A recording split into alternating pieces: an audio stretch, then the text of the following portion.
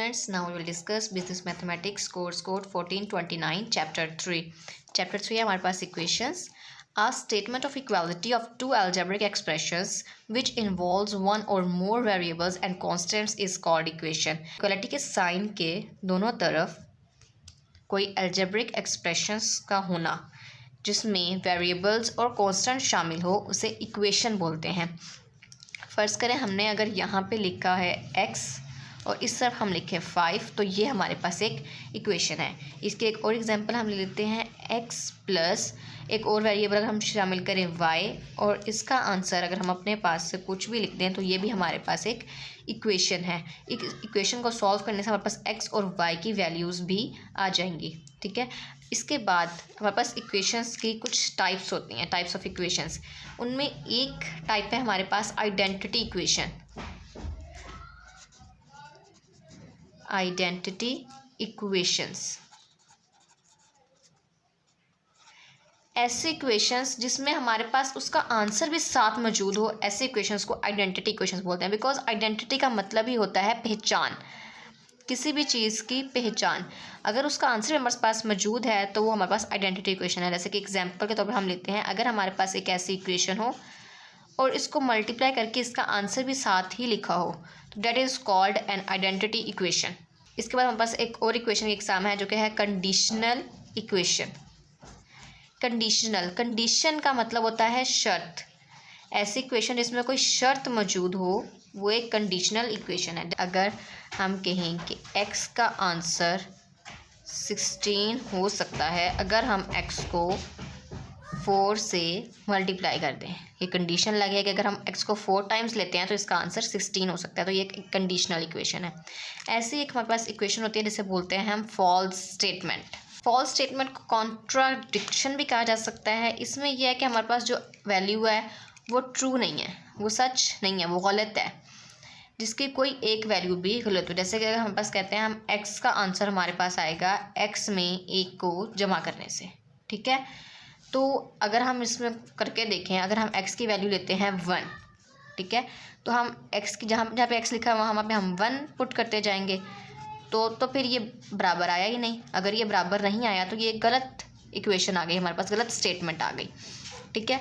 इसी तरह हम अगर इसके एक और एग्जांपल लेना चाहें तो हम लिखेंगे कि y की वैल्यू में अगर हम 3 ऐड करें तो ये दोनों आपस में बराबर होती हैं. अब हम y की वैल्यू ले लेते हैं कोई भी अपनी मर्जी, जैसे कि अगर हम 2 ले लें तो हमने यहाँ पे 2 एंटर किया y की जगह पे. 2 + 3 = 5. ये भी एक गलत स्टेटमेंट हो गई, तो ये एक फॉल्स स्टेटमेंट है. आई होप आपको स्टेटमेंट समझ आ गई होगी. अब आगे एग्जाम्पल्स पे चलते हैं. अब इस इक्वेशन में x की वैल्यू फाइंड करनी है. x की वैल्यू फाइंड करने के लिए हमें सबसे पहले x ही को अलग करना होगा. उसके बाद जितने भी कांस्टेंट है वो सारे ख़त्म करने होंगे. तो सबसे पहले देखिए ये -3 को ख़त्म करते हैं. ये इस तरफ माइनस हो रहा है, इक्वल के उस तरफ जाके वो प्लस हो जाएगा. 7 + 3 2x = 7 + 3 हमारे पास हो जाएंगे 10. अब x हमारे पास यहीं पर रहेगा एज इट इज़. 2 यहाँ पे इसके साथ मल्टीप्लाई हो रहा है, हमने इस तरफ जाके डिवाइड कर देना है. सो हमारे पास x की वैल्यू हो जाएगी 5. ये हमारे पास एग्जाम्पल 1 सॉल्व हो गई. Now we will solve example 2. अब हमने यहाँ पे x को इकट्ठा करना है क्योंकि x हमारे पास दो तरफ है ना. अब इस वाले x को यहाँ पे प्लस हो रहा है, इस तरफ लाके हम इसको माइनस कर देंगे. x/3 = 1. इस तरफ माइनस हो रहा है, इस तरफ लाके हम इसको प्लस कर देंगे. इन्होंने पहले 1 लिखा है, ये वाला नीचे उतारा था. ठीक है. अब इसके बाद हम यहाँ पे लेंगे LCM. इन दोनों का हमने LCM लिया, हमारे पास आएगा 6.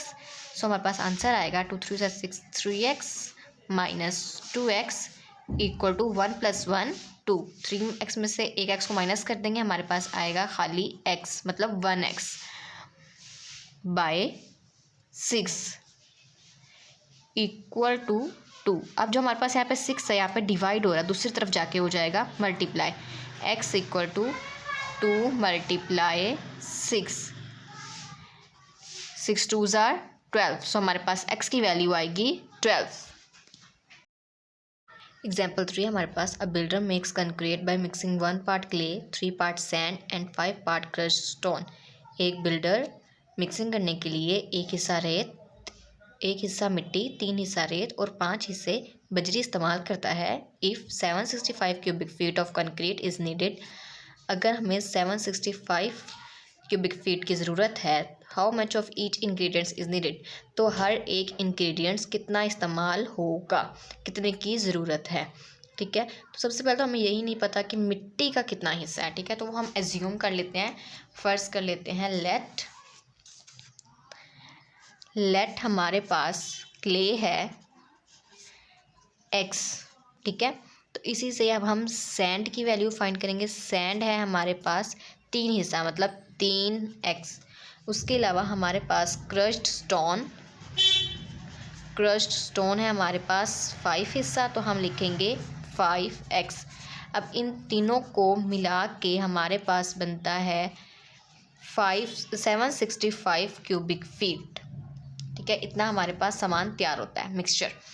अब इन तीनों को तो सबसे पहले आप ऐड करें। 5 + 3 8 + 1 9, 9x = 765।